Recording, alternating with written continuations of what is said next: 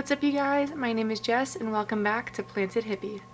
Alright you guys, welcome back to another video. It is a beautiful day here in Florida and I woke up this morning startled to see that March is almost over, and I've never really made a monthly houseplant favorites video, so I thought I would go ahead and do that for you today, and hopefully this can become a new monthly thing where I can showcase which top 5 plants I am currently loving on in my collection. So if that does interest you, I please ask that you stick around, leave a like, or even comment down below, or even subscribing so that you are notified every time I upload a new video and to help me keep on planting. Alright you guys, let's get into our March houseplant favorites. Alright, so to get started on our list, I am going to be doing what I did with my top 10 favorite houseplant video. If you haven't seen that, please go watch it. I was reading off a list and no particular order to my list, but you can kind of assume that my number 1 plant is going to be my tippy top favorite plant for the month, so do with that as you will. But let's go ahead and get into our first plant, which is a Hoya. It is a Hoya that I first purchased through the mail last year, and just a little plug, and it was the first Hoya that I spent a pretty good chunk of money on, and I was really scared to kill it because I had only, I think, purchased a Hoya Crimson Queen and a Crimson Princess, and those are relatively easy care, I would assume, or from what I've read and experienced now. So I was taking a kind of leap on getting a more rarer Hoya and having it shipped to me. But I'm so glad I did because it is the Hoya fiji, and it is such a fast growing Hoya. It has absolutely exploded ever since I have bought it, to the point where I've had to take cuttings, and hopefully I'm able to share those cuttings with friends, family. So I am really impressed and just baffled with how awesome this Hoya grows. It took absolutely no acclimation time whenever I did bring it home, or I guess unpackaged it from the mail, and ever since then it has just spit out so much growth.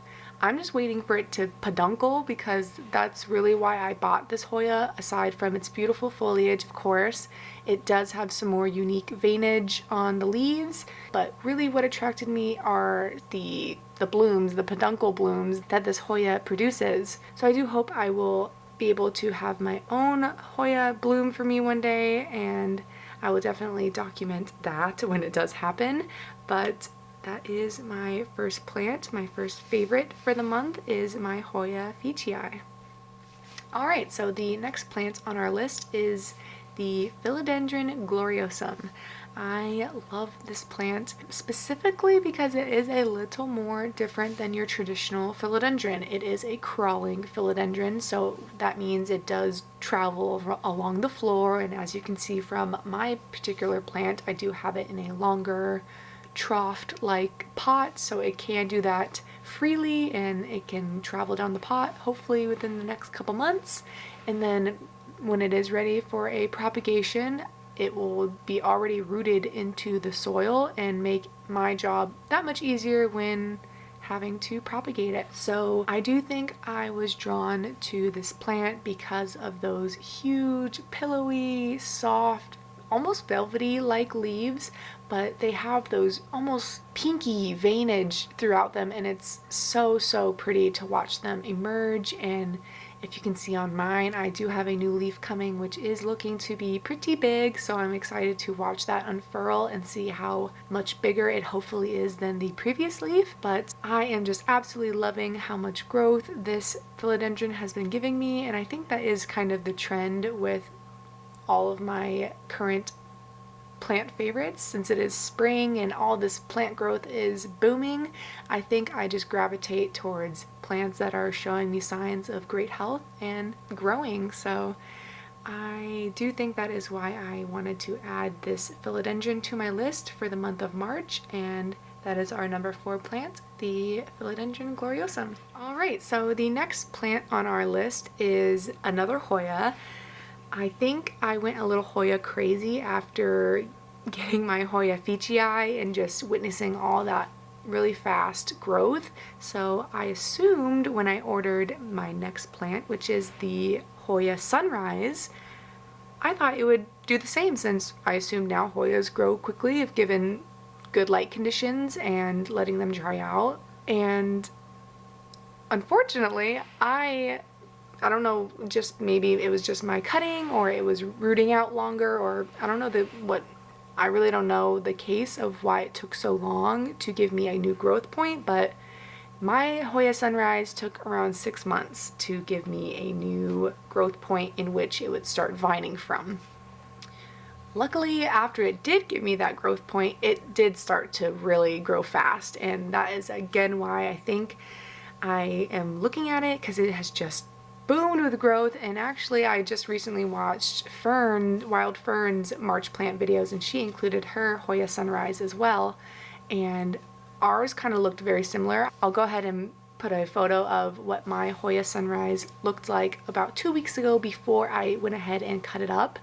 It was vining over the side and had a ton of growth points coming off one singular vine, and it was kind of making the pot top heavy since it was such a large cluster of leaves.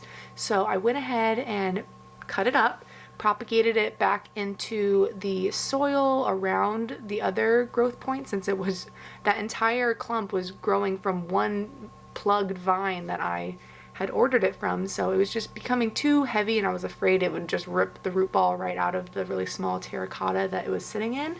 And luckily it looks really, really pretty now that I have propagated it and plugged it back into the soil, and hopefully these cuttings root up beautifully and I will have an even more full and beautiful Hoya Sunrise here in the next couple months, hopefully. I'm sure the growing season will help it tremendously, and I'm just really hoping it does not take another 6 months to root and start giving me new growth points on those cuttings, because that would be so sad. So hopefully it does not do that, and that is the reason why I went ahead and added the Hoya Sunrise to our video today, since it is just giving me so much growth and it is looking so, so beautiful, and I thought she deserved a mention. So that is our number 3 plant, the Hoya Sunrise. Okay, so the next plant on our list is another philodendron. I actually didn't really care for this philodendron in the beginning because of its hairy petioles, so if you know what I'm talking about, it is the Philodendron Varicosum. So I didn't at first really enjoy this plant because of, again, its fuzzy petioles, and it wasn't until I saw one in person that I absolutely fell in love with them. My fiance Austin always really has always loved hairy plants in general, so he was the first one to kind of point this philodendron out to me online and in photos like that. And once I saw one in person, like I said, that was when I was kind of more drawn to them. And as you can see with mine, it has just been growing up its moss or coco-coir pole.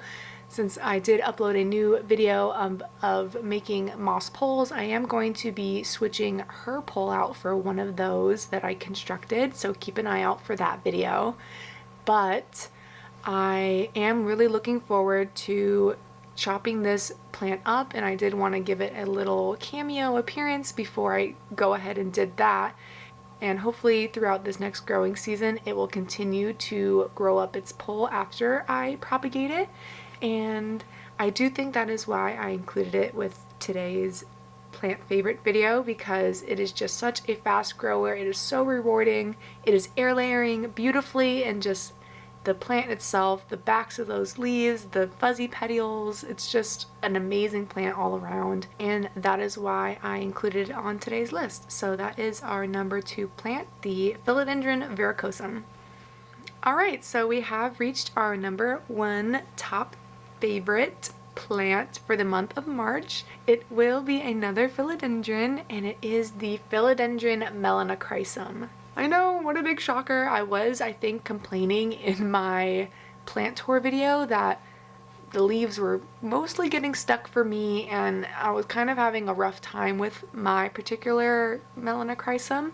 But since that video, I did go ahead and take that cutting, like I said, and as you can see, that cutting has thrived. It actually pushed out a new leaf recently, and it is so beautiful. I'm actually meeting up with someone locally to sell this cutting off this weekend, so this will be kind of the only time you'll see her. But the mama plant is also doing great as well, and as you can see on her, she is actually unfurling her own leaf, and it looks to be going okay as well. Fingers crossed, knock on wood, that it does not mess up anytime soon, but if it does, oh well, I'll cut it back again and we can try again. But other than that, I do think the growth and the beauty of this plant is definitely going to outweigh any of the leaf unfurling problems that you do have with this particular philodendron. Other than its beauty and its velvety texture and all that, I do think the Philodendron Melanocrysome got its way to #1 this month because it finally started giving me beautiful leaves without destroying them in the process of unfurling. So I'm just super happy that the leaves are unfurling beautifully, and I hope that they continue to do so, and I will keep you all updated on its growth throughout the growing season, and I will surely let you know if it gets any more stuck leaves. But I have moved it closer to the humidifier in the plant room, and then the cutting is actually in the cabinet, so I think the increased humidity is what is helping with that leaf unfurling situation, and I'm just super grateful that I'm sort of learning the ways of the Philodendron Melanocrysum. So I do think that is why I went ahead and listed it as our #1 plant for today. And with that, I think we are done with our list, so let's go ahead and roll the outro. Alright you guys, that does bring us to the end of today's video. I so do hope you enjoyed getting to see my top 5 March houseplant favorites, and if you did stick all the way to the end, I do appreciate you, and please ask that you leave a like, a comment, or even subscribing down below so that you are notified every time I upload a new video, and to help me keep on planting. So with that you guys, I'll see you all in the next video. Bye!